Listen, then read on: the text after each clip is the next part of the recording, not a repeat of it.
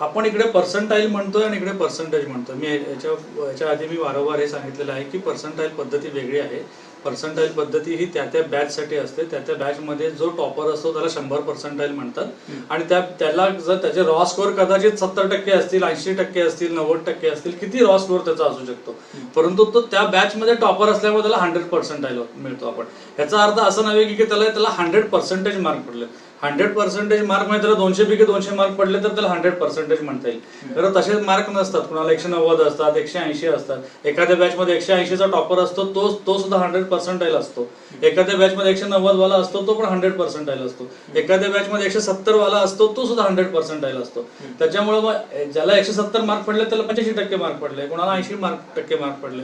त्याच्यामुळे आपण हे जे मुळात जे पर्सेंटाईल आणि पर्सेंटेजचं एक जे तुलना करतोय ती चुकीची आहे. दुसरी गोष्ट म्हणजे 12वी मध्ये काय मार्क पडले आणि त्याला सीईटी मध्ये काय मार्क पडले, आणि आपण काय करतो त्यात सुद्धा फक्त सिलेक्टिव्ह घेतोय. आपण 2-4 विद्यार्थीच घेतोय. ओव्हरऑल जर आपण सगळी जर हे बघितली, मेरिट लिस्ट बघितली, तर जसे त्याला 12वी मध्ये चांगले मार्क आहेत तसे त्याला सीईटी मध्ये पण चांगले मार्क आहेत. आणि 12वीचे हायर पर्सेंटाईल आणि सीईटीचं हायर पर्सेंटाईल ह्याचं जे कोरिलेशन आहे ते पॉझिटिव्ह कोरिलेशन आहे. आम्ही काल त्याच्या संदर्भामध्ये एक स्टॅटिस्टिकल स्टडी पण करून घेतलेला आहे. आणि दुसरं काय होतंय की आपण 4,64,000 विद्यार्थी या परीक्षेसाठी बसलेले होते. त्यापैकी 2,35,000 विद्यार्थी हे कॅप मध्ये सहभागी झालेले आहेत. आता या 2,35,000 विद्यार्थी जे आलेले आहेत त्यांच्या आधारे आपण सर्व अनालिसिस करतोय. परंतु जे 4,64,000 विद्यार्थ्यांपैकी जे 2,29,000 विद्यार्थी आलेच नाहीत कॅपमध्ये, त्यापैकी जवळजवळ 9,000 विद्यार्थी असे होते की ज्यांचं पर्सेंटाईल 90 पेक्षा जास्त आहे. या 9,000 विद्यार्थ्यांच्या पैकी 4,500 विद्यार्थी असे आहे की ज्यांचं पर्सेंटाईल 95 पेक्षा जास्त आहे.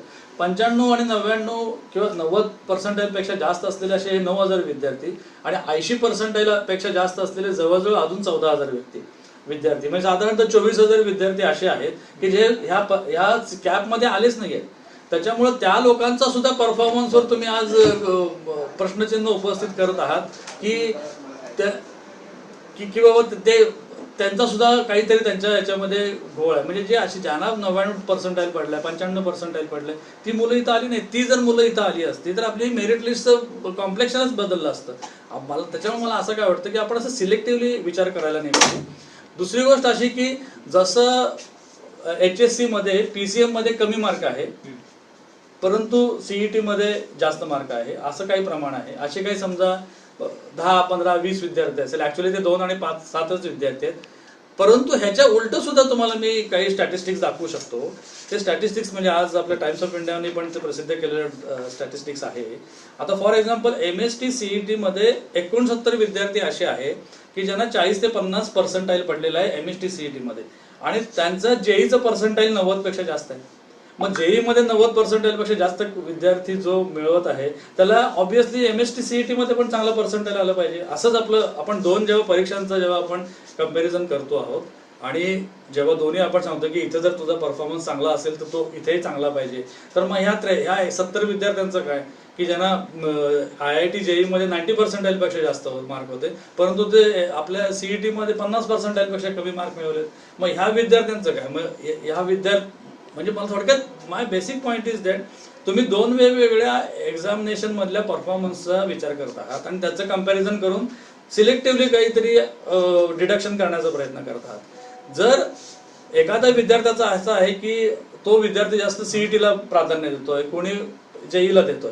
आता झालेलं आहे कसं की 12वीच्या मार्कांना आपण कुठल्याच प्रकारचे वेटेज ठेवलेलं नाहीये. त्यामुळे 12वीच्या मार्कामध्ये फक्त 45% पर्सेंटाईल, 45% त्याला मार्क क्वालिफिकेशनसाठी असायला पाहिजे, आणि रिझर्व्ह कॅटेगरीमध्ये 40 मार्क जरी त्याला पडले, 40% मार्क पडले तरी तो क्वालिफाय होतो. आणि त्याचबरोबर 0% ठेवलेला आहे आपण इंजिनियर किंवा BE BTech साठी. म्हणजे एखाद्या व्यक्तीला जरी 0.6% असले तरी सुद्धा तो कॅप राऊंड मध्ये येऊ शकतो. अशा तऱ्हेची आपल्याकडं ही इलिजिबिलिटी असल्यामुळे मुलं CETला जास्त प्राधान्य देऊ शकतात, आणि ते CETला प्राधान्य दिल्यामुळे त्यांना CET मध्ये as compare to HSC mark येऊ शकतात.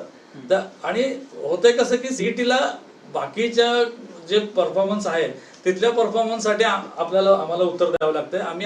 आपण जे घेतलेली एक्झामिनेशन आहे ती अत्यंत व्यवस्थित पद्धतीने, पारदर्शक पद्धतीने, फ्लॉलेसली आपण एक्झामिनेशन ही कंडक्ट केलेली आहे.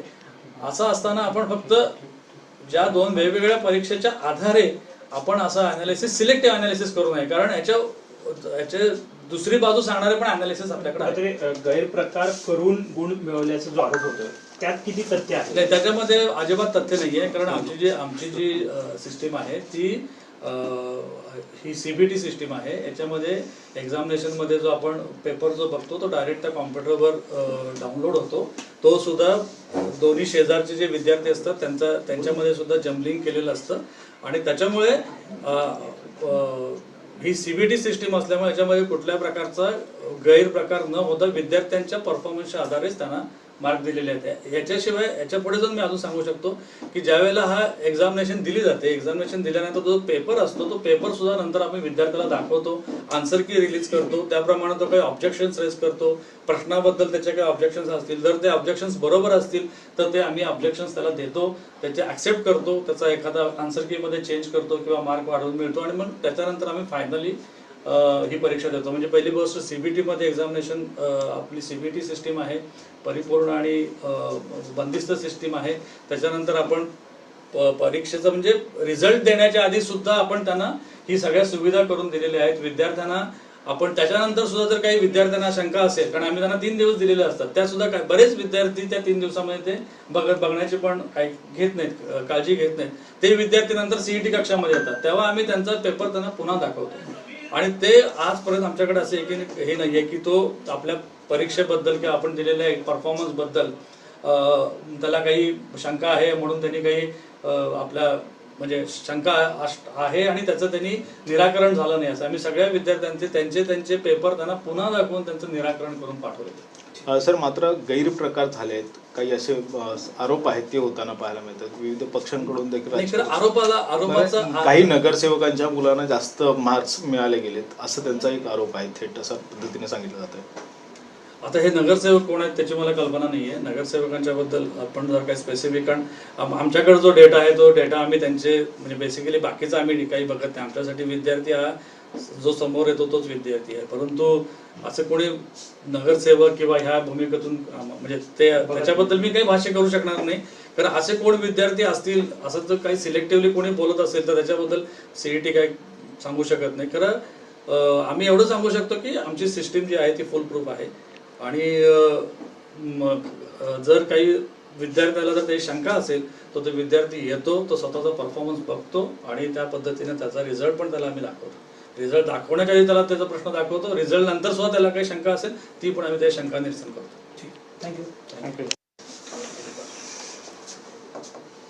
कालचा प्रेसचा मेसेज बीटला गेला असेल तो.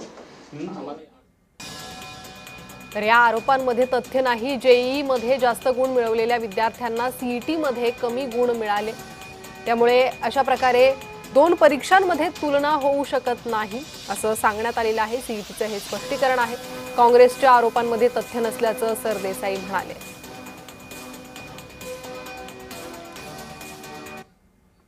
आता नजर टाकूया हेडलाईन्सवर.